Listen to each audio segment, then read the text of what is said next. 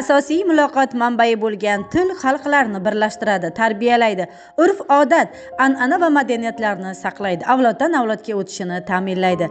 Shu boisdan ham tilni sevish, ardoqlash, millatni sevish va uni qadrlash bilan tengdir. Har qaysi xalqning turmush tarzi, urf-odatlari, madaniyati uning ona tilida o'z ifodasini topadi. Bugun millatimiz faxri va g'ururi bo'lgan o'zbek tiliga davlat tili maqomi berilganligining 36 yilligi munosabati bilan respublikamiz bo'ylab ma'naviy ma'rifiy tadbirlar bo'lib o'tmoqda.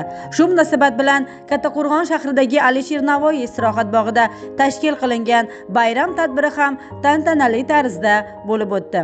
Unda shahar hokimi Gavhar Alimova, idora va tashkilotlar rahbarlari, ijodkorlar, mahalla faollari, faxriylar, jamoatchilik vakillari va talaba yoshlar ishtirok etdilar.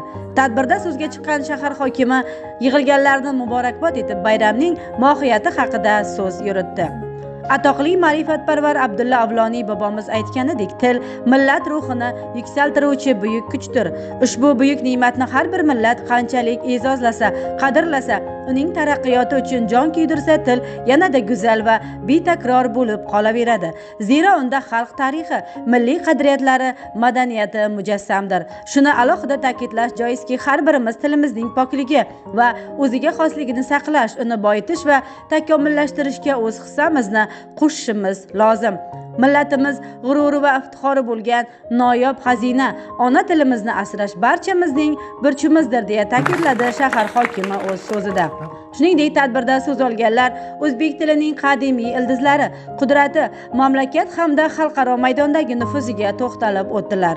Tilimizni rivojlantirish, bu borada amalga oshirilayotgan islohotlarni alohida ta'kidladilar. Shahar drama teatri tomonidan tayyorlangan sahna ko'rinishi namoyish etildi.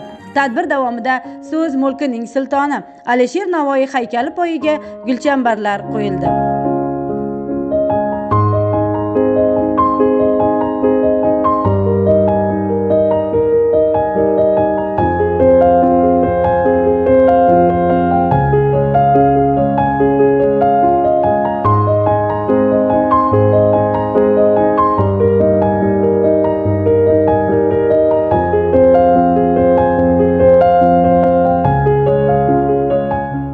Ona tilimizni mahv etuvchi ajoyib kuy va qo'shiqlar tadbirga yanada ko'tarinkilik bag'ishladi. Bugun shahrimiz bo'ylab bayram tadbirlari davom etadi.